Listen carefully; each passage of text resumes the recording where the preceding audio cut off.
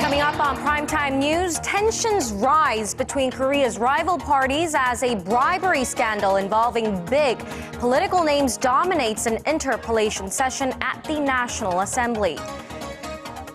Japanese doctors are taking action to set history straight, asking for the truth behind the atrocities committed by Japan's biological warfare unit during World War II.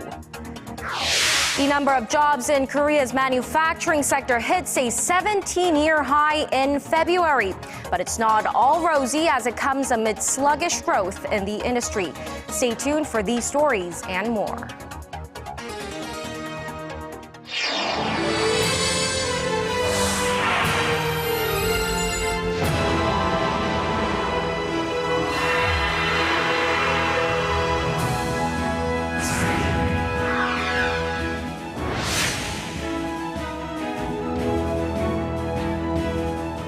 Welcome to Primetime News on this Monday, April 13th. I'm Hwang Ji-hye. And I'm Daniel Choy. Thank you for joining us.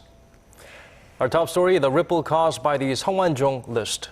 That's right. Korea's ruling and opposition parties battled over the brewing corruption scandal surrounding several heavyweight politicians at the parliament's interpellation session today. Our Park Ji-won tells us more. The first day of the parliament's four-day interpellation session centered around a high-profile scandal that started with a note written by former Condemns Enterprises CEO Sung Woan-jong, who committed suicide last week. The note contains the names of heavyweight politicians, including Prime Minister Lee Won-gu, former and current key aides to President Park Geun-hye, and four other ruling Saenuri Party politicians who allegedly took bribes from Sung. While the prosecution launched a full-scale investigation into the allegations on Monday, the main opposition party has vowed to use the interpellation session to probe deeper into the scandal. During Monday's parliamentary session, Chung Chong-nae, a two-term opposition party lawmaker, called for the resignations of two people on the list. I think Presidential Chief of Staff Lee Byung-gi and Prime Minister Lee Won-gu should step down and be investigated. In their positions, they can both influence the investigation. The Prime Minister cannot influence the prosecution's investigation. Meanwhile, the ruling Saenuri Party stressed that the Gyeongnam CEO's network stretched beyond the ruling party to include people from the opposition camps.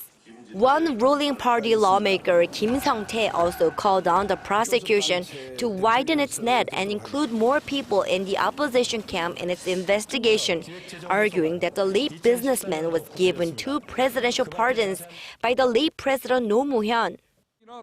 Isn't it rare for a person who was convicted of a crime to be pardoned twice? It is pretty rare. On Sunday, President Park Geun-hye called on the prosecution to be thorough in its investigation. Politicians whose names are on the list, including the president's two key former aides and Busan's current mayor, have vowed to fully cooperate with prosecutors. Park Ji-won, Arirang News. And the prosecution says that there will be no exception to its investigation into the high-profile scandal, adding that the 2012 presidential elections will also fall under its probe. Now, amid the allegations of corruption as well as the upcoming anniversary of the Sewol-ho ferry disaster, President Park Geun-hye's approval ratings have slipped back down to the 30% range. A public opinion poll by Real Meter released Monday showed a 39.7% approval rating for Park's performance in office, dropping from the 40% range in 5 weeks. Approval ratings for the ruling Saenuri Party also dropped to slightly over 33%, while support for the opposition New Politics Alliance for Democracy rose by about 2 percentage points to nearly 30%. Now, President Park Geun-hye hosted the president of Turkmenistan, who's on a state visit to Korea this week. In their second meeting since President Park's trip to the Central Asian country last year, the two leaders focused on expanding cooperation in Turkmen infrastructure and plant construction projects. Our Choi Yoo-sun reports. Turkmenistan holds the world's fourth largest natural gas reserves, and there appears to be great potential for Korean firms to win infrastructure projects in the Central Asian country. There are three main deals in the pipeline. Following up on agreements from a leaders' summit last June, a Korean consortium and the Turkmen government have agreed to a $1 billion project to build a facility to eliminate sulfur from petroleum products made at a Turkmen oil refinery. The same consortium and Turkmenistan signed a tentative agreement to consider Korean firms for a $4 billion order to build a plant to turn gas into gasoline or diesel fuel. A third deal was secured to construct a steel production plant. Korean export credit agencies will also lend their financial support to efforts to bring about more Korean participation in regional infrastructure projects. At their second meeting in less than a year, President Park said she anticipates the growing bilateral cooperation between the two countries will lead them to joint efforts to address global issues, including those concerning the environment and terrorism. Her Turkmen counterpart, in response, said Seoul and Ashgabat also share views on maintaining security and peace in the Asia-Pacific region and around the world. President Park's spokesperson said Monday's summit is expected to help bolster Korea's Eurasia initiative, which seeks to link energy and logistics infrastructure projects from the Far East to Europe, lay the groundwork for regional peace, and impact the global economy. Choi Yu-sun, Arirang News. A group of doctors in Japan is urging the Shinzo Abe administration to set the record straight on the country's notorious Unit 731. From infecting people with plague to live dissections, these killers in white coats committed some unspeakable atrocities before and during World War II. Son Jung-in has more. A group of Japanese doctors held a special exhibition in Kyoto over the weekend to demand the truth behind the atrocities committed by Unit 731, the Japanese Army's biological warfare division during World War II. The exhibition gave detailed explanations of the brutal experiments the unit performed on around 10,000 civilians and prisoners of war from Korea, China, and Mongolia from 1935 to 1945. We hold these kinds of symposiums and exhibitions independently to try and improve Japanese medical ethics. Despite the barbarous experiments, including freezing or skinning people alive, the members involved in the unit were not convicted for their war crimes.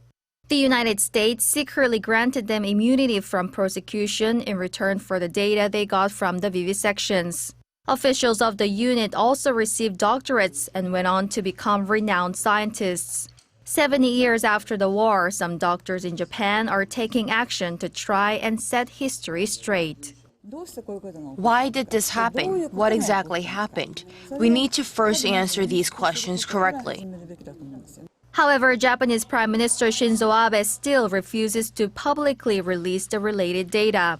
This is in marked contrast to Germany, which convicted 23 medical doctors for their crimes in 1946. Son Jung-in, Arirang News. Looking up north now, April 15 marks the birthday of the late North Korea founder Kim Il-sung. The regime usually uses this occasion to showcase its military prowess, but experts say that's not likely to be the case this year. Our Hwang Ji-hye tells us why. 3 years ago, fresh into power, young North Korean leader Kim Jong-un launched the Una-3 space rocket. The defiant attempt was a failure, but it was followed by the regime's largest military parade ever, showcasing nearly 1,000 weapons. The events had been organized to mark the Day of the Sun, the April 15th birthday of the young leader's late grandfather and North Korea founder Kim Il-sung. This year, with the date fast approaching, the regime remains relatively calm.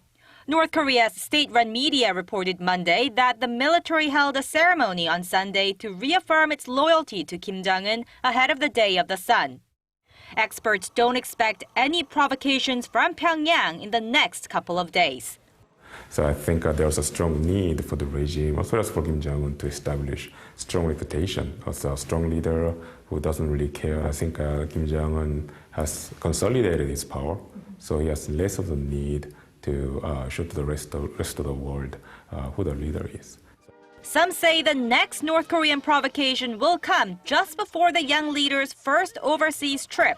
That could be next month, when Kim is widely expected to travel to Moscow to attend the Victory Day ceremony, marking the 70th anniversary of the Soviet Union's victory over Nazi Germany. But not everyone thinks so. It will be against its own interest to launch another provocation that actually might make Putin look bad to the international community. So I think Kim Jong will try to behave in the best manners this time. Even if North Korea does test fire a missile, experts doubt that the regime will launch a long-range rocket. That would violate a handful of UN Security Council resolutions and further isolate Pyongyang from the international community. Hwang Ji-hye, Arirang News. Staying on the Hermit Kingdom, North Korea condemns South Korea's possible deployment of new weaponry, including a U.S. missile defense system known as THAAD, saying it could launch a new Cold War era in Northeast Asia. The North Rodong Sinmun also cited Russia's opposition to the radar system's reach over concerns it would threaten its national security. In addition, Pyongyang slammed Seoul's recent request to buy hundreds of Hellfire and PAC-3 missiles and related equipment from the U.S. The State Department has already approved the possible sale.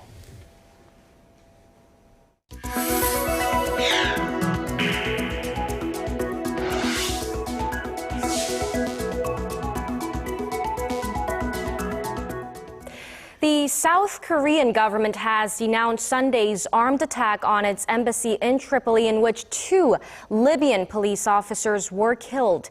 In an interagency meeting on Monday, officials assessed the situation and discussed ways to protect its citizens in Libya and other parts of Africa and the Middle East. As a tentative step, a delegation will visit the Middle East to review the situation there and hold a simulation drill for countering similar events in the future.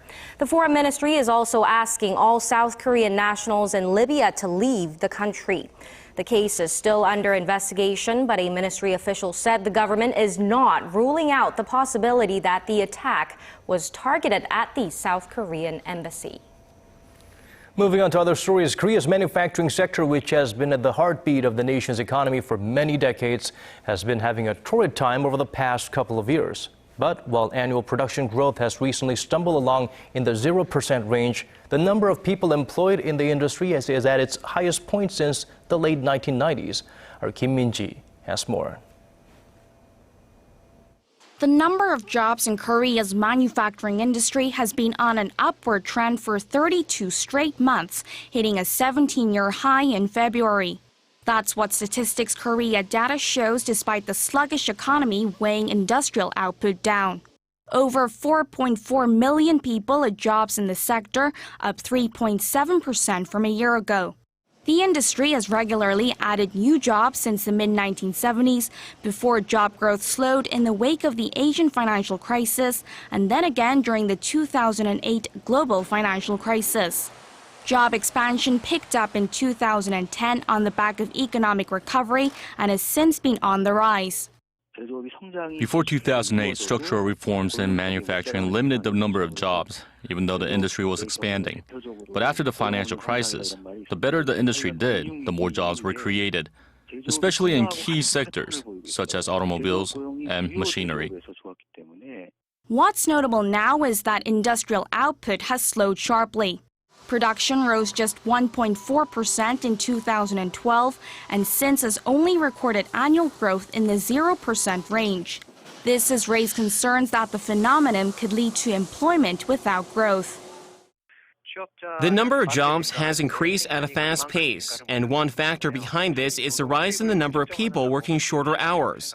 The pace of industrial output hasn't been able to meet job expansion because it doesn't necessarily mean more labor input.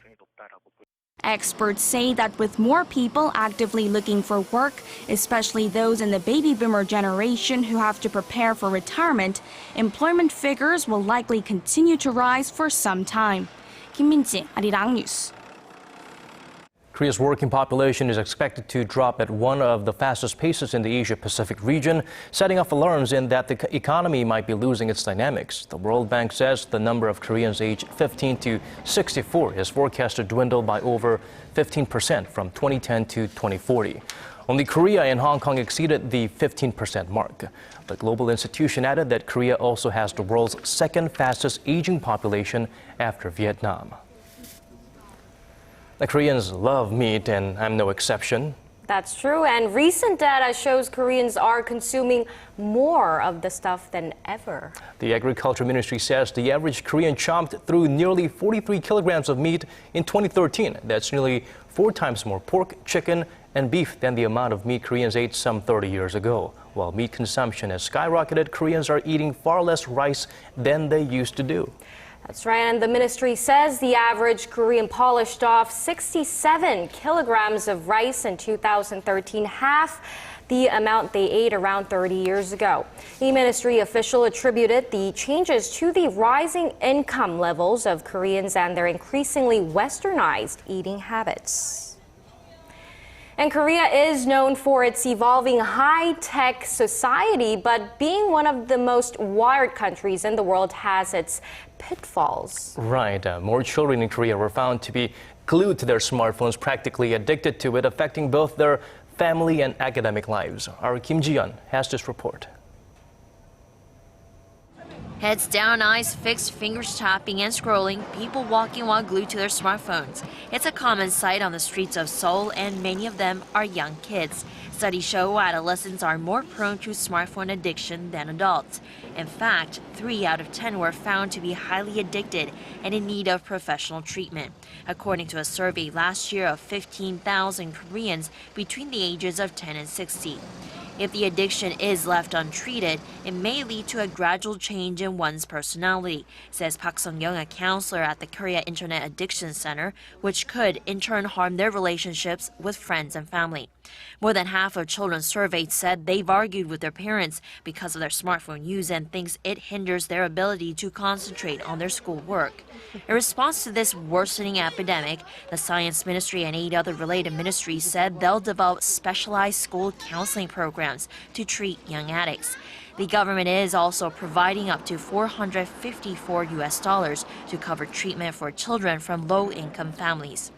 Parents who fear their child may be addicted can receive help from various public programs, like the Korea Internet Addiction Center, which provides consultations free of charge. Kim Ji-hye, Arirang News.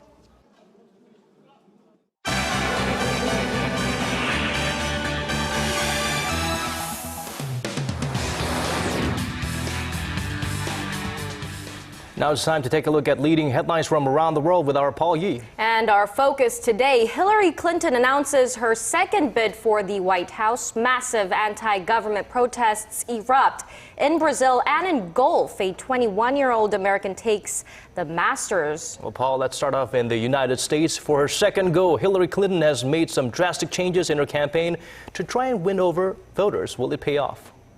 Well, the former First Lady has learned from her past mistakes after losing the Democratic ticket to President Barack Obama back in 2008. Now she's presenting herself as a more approachable candidate who understands the needs of the average American. She's already hitting the campaign trail in the U.S. heartland to become the country's first female head of state. Our Kim Hyun-bin has more. It's official. Hillary Clinton is taking another run at the presidency. And this time, she's casting herself as a champion for the average American, with a vow to create a level playing field for those who are struggling from tough economic times.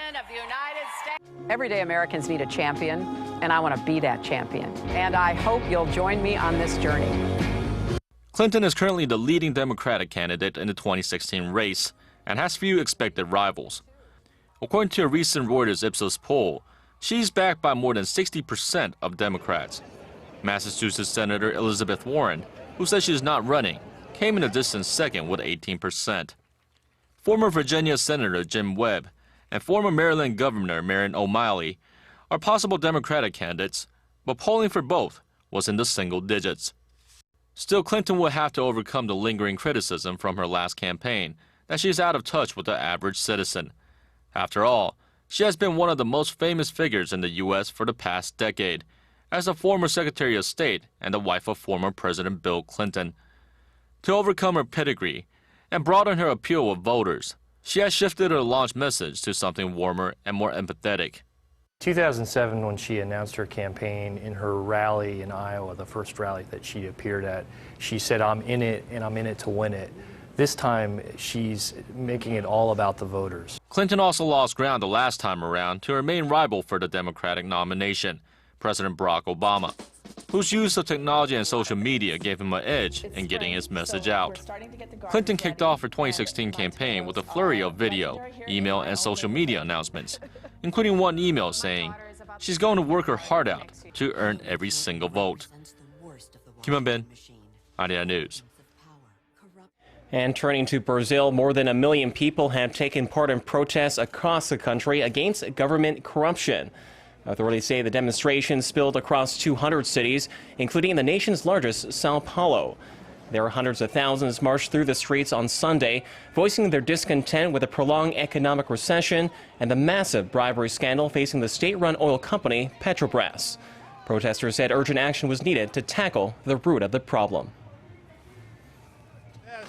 We came to protest against the corruption of the largest state firm, Petrobras. They're concerning our government and state-owned companies to the dead end. They're concerning our country to the dead end. And they're concerning our economy and the dignity of the people to the dead end. Many of the demonstrators have called for the impeachment of President Dilma Rousseff, who stands accused of turning a blind eye to the corruption scheme. Police are investigating dozens of Petrobras executives and top politicians for allegedly receiving kickbacks and embezzling funds worth billions of U.S. dollars. And finally, to the world of golf, American Jordan Spieth has won his first major at this year's Masters tournament, breaking records from start to finish. The 21-year-old from Texas clinched the down-to-the-wire victory by 4 shots, closing with a 2-under par 70. After donning the coveted green jacket on Sunday, Spieth, who is now the second youngest Masters winner, said he felt he could have done better. It's incredible. It's one of the best feelings I've ever felt. This was arguably the greatest day of my life. And to join the club that is the Green Jackets and to join Masters history and put my name on that trophy and to have this jacket forever is something that I can't fathom right now. Spieth was able to match the lowest score in the tournament's history of 18 under 270 for 72 holes, which was set by Tiger Woods in 1997. Falling close behind him was 3-time Masters champion Phil Mickelson, who shot 69 to tie with Justin Rose of England. And that wraps up our look at international stories for now. I'll see you back here tomorrow night.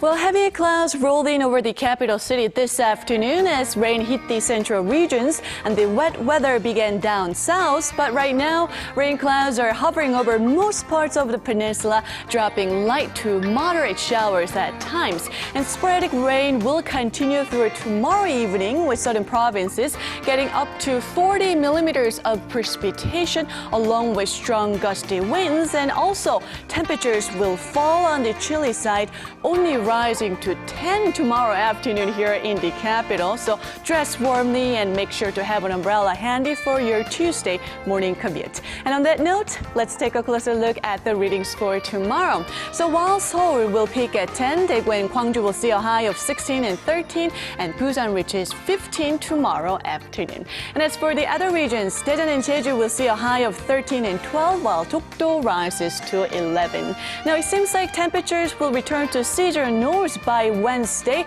but another round of light nationwide rain is in the forecast for Thursday afternoon. Well, that's all for Korea, and here's international weather for viewers around the world.